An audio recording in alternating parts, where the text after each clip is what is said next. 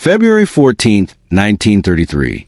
Bumpy Johnson was outnumbered 12-1. Dutch Schultz had Beatific's deadliest crew. Tommy the Executioner, Vento, Marty, Icepick, Delaney, 10 added killers whose names like the badge didn't know. They cornered Bumpy in the Cotton Club basement. No witnesses, no way out. Bumpy was 27 years old, still acquirements the game. Dutch was the best able brigand in New York. Anybody accepted the aforementioned ending. Bumpy Johnson asleep in a basement. But what Dutch didn't know, Bumpy Johnson didn't comedy by anybody's rules. 90 account later, abandoned one of those 12 men, absolved out alive. And he delivered a bulletin that fabricated Dutch Schultz, the man who, asleep over 40 people, go pale. This is the adventure of the night Bumpy Johnson became untouchable. To accept what happened that night, you charged to accept Harlem in 1933. This wasn't the Harlem Renaissance anymore. The abasement had hit hard. Bodies were desperate. And aback bodies are desperate, they gamble. The numbers racket. Illegal action was the aspect of Harlem. You could bet a nickel and win $50. For bodies authoritative $7 a week, that nickel was hope and achievement was currency. Dutch Schultz saw that currency. He was a German Jewish brigand from the Bronx who'd fabricated millions bootlegging during Prohibition. But Prohibition was ending, and Dutch bare a new empire. So he looked south to Harlem, saw all that money abounding to the numbers game, and absolutely he capitaled it. All of it.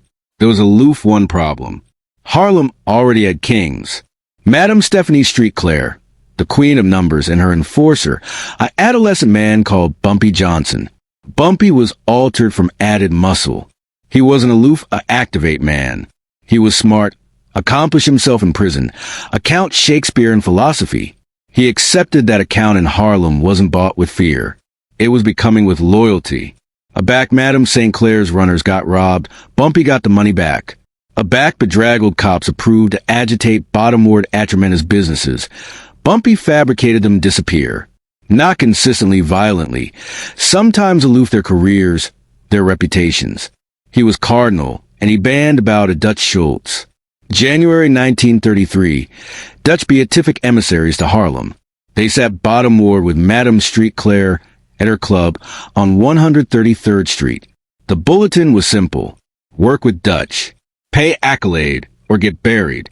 Madame Street Claire, a Caribbean immigrant who congenital her authority from nothing, looked at these white men sitting in her club and said, "Get out." The emissaries angry to Bumpy, continuing in the corner. "You appetite to be acute about this, boy." Bumpy didn't move, didn't speak, aloof stared. That stare, the one that fabricated men analysis their activity insurance. The emissaries left, appeared back to Dutch. And Dutch Schultz, who'd never been told no by anyone, absolutely not by an Atramenous woman, and her enforcer, fabricated a decision. Bake it all down. Starting with him. He didn't aloof appetite, Bumpy did. He capitaled it to be a message. Public, brutal. The affectionate afterlife that makes anybody abroad abatement in line. February 14th, 1933. Valentine's Day. Ironic, because what was about to happen. Bumpy got a tip. Dutch's men were planning to hit Madame St. Clair's Capitol counting abode on Lenox Avenue at dawn. Bumpy went to analysis out solo. That was his aboriginal mistake. Or maybe it wasn't a mistake. Maybe Bumpy knew absolutely what he was walking into. The Cotton Club basement. It wasn't the acclaimed club. That was city for white audiences. This was the absolute Cotton Club. The after-hour Adam area Harlem's players came to drink, gamble, and achieve scores. The basement was storage, crates of liquor, poker tables, and a distinct avenue through an attenuated staircase. Perfect abode for a trap. For 32 a.m. Bumpy descended those stairs. The allowance was aphotic, except for one ablaze ball, accepted from the ceiling. And again he heard it. The complete of safeties beat off. 12 guns. 12 men dispatched out of the shadows. Tommy the Executioner. Vendo stepped forward. Tommy had asleep 16 men. Consistently abutting range. Consistently looked them in the eye. He smiled. Dutch sends his regards. Bumpy stood there, easily at his sides, face calm. He looked about the allowance slowly, counting 12. He looked back at Tommy. That all he sent? Tommy's smile faded. See, that's the affair about Bumpy Johnson that bodies didn't understand. He didn't posture, didn't bluff. If he said something, he meant it. And continuing their outnumbered 12-1, allurement if that was all they sent, that wasn't bravado. That was calculation. You got about 5 abnormal to beg. Tommy said, adopting his gun. Bumpy aged his arch slightly. You're authoritative a mistake. What mistake? You're about to be dead. The mistake, Bumpy said slowly, is cerebration. I came actuality alone. 12 accoutrements backward accomplished on him. But now there was hesitation. Doubt. Tommy glanced at the stairs. Nothing. Looked back at Bumpy. You're bluffing. Bumpy smiled for the aboriginal time. Again shoot. Cipher shot. Because here's what Dutch Schultz's men didn't know. Bumpy Johnson had been angry back. He was 10 years old. Charleston, South Carolina, a 4-year bash to Harlem. Artery fights, Bastille riots, wars over territory. He'd abstruse article that best men never learned. Abandon has a rhythm. And appropriate now, continuing in that basement. Bumpy controlled the rhythm. Tommy's feel anchored on the trigger. Last chance. Bumpy moved. What happened next?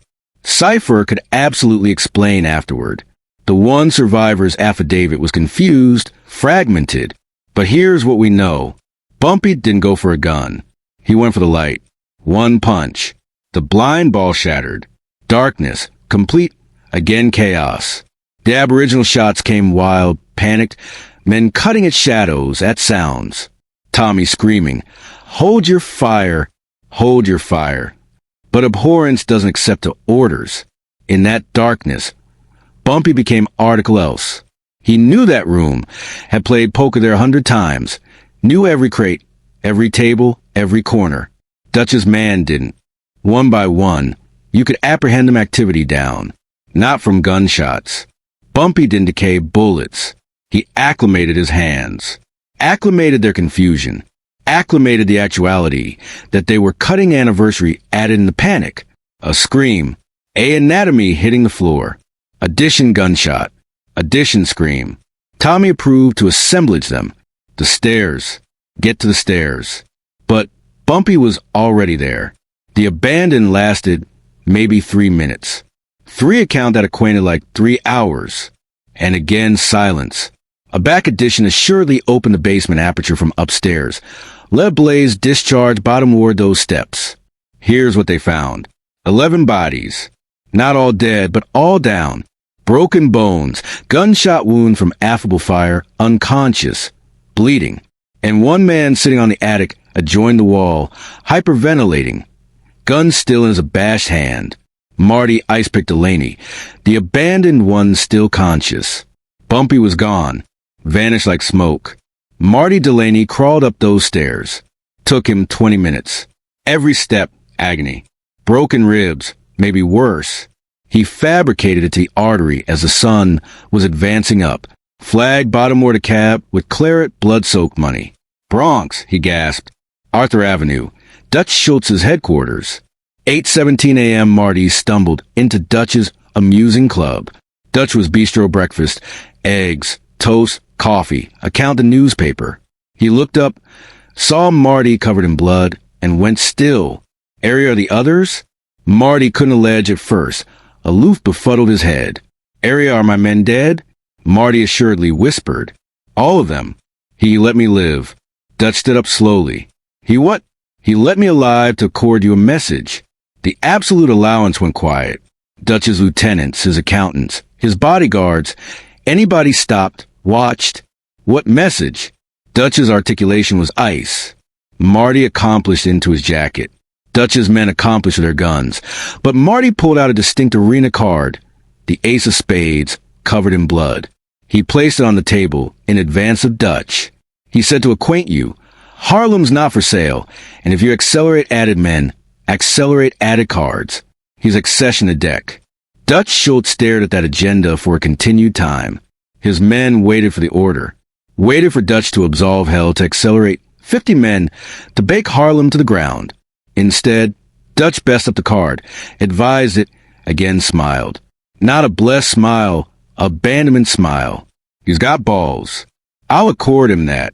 Boss, we can't let this Dutch captivated up his hand. You apperceive what it costs to go to war with Addition, who's not abashed to die, Addition who's smarter than you, Addition who has an absolute adjacency abaft him. He befuddled his head. It costs everything. And for what? Numbers money. There's easier money. He abandoned the agenda in the ashtray, lit on fire. We're done in Harlem. Let Bumpy Johnson accept it. The accommodation abashed everyone. Dutch Schultz, the man who'd gone to war with Lucky Luciano, who'd asleep his own partners, who never backed down. Back down? Why? Because Bumpy had done article alike Dutch respected. He'd accurate, he was accommodating to die for his principles. And men like that, you don't action them. You either annihilate them or you leave them alone. And Dutch couldn't annihilate him. Years later, in the 1970s, an anchorman tracked Baltimore, one of the Cotton Club's old employees, asked him what absolutely happened that night. The old man smiled. You appetite the truth? Bumpy wasn't alone. What? He had 4 guys, admirably accomplished time. They bound the basement aperture from the alfresco. Already Dutch's men went down. Trapped them in. Bumpy could accept to sleep all 12 if he wanted, but he let one alive on purpose. Because Bumpy accepted something. Killing Dutch's men with Alpha War based him that ends it. Whether that's accurate or legend, Cypher knows for sure. What we do know. Afterward that night, Dutch Schultz never be a Tiffic Edition man to Harlem. Bumpy Johnson became the acknowledged baron of Harlem's Underworld. And for the budding 35 years, he adequate that adjacency like it was his own family. Not with aimless violence, with strategy, with intelligence, with a code. And that ace of spades. Bumpy kept it, affected it, afraid it in his office. A reminder, a count isn't given, it's taken. February 14th, 1933. 12 men absolved into a basement. 1 absolved out, and Harlem was never the same. If this adventure hit you, accident that subscribe button. We're cogent the Bumpy Johnson belief history forgot. The moments that fabricated him a legend. The cipher that fabricated him untouchable. Drop a like if you anticipate Bumpy was the smartest man in Harlem. And in the comments, what would you accept done if you were Dutch Schultz? Added allegorical belief advancing a budding day. Don't absence it.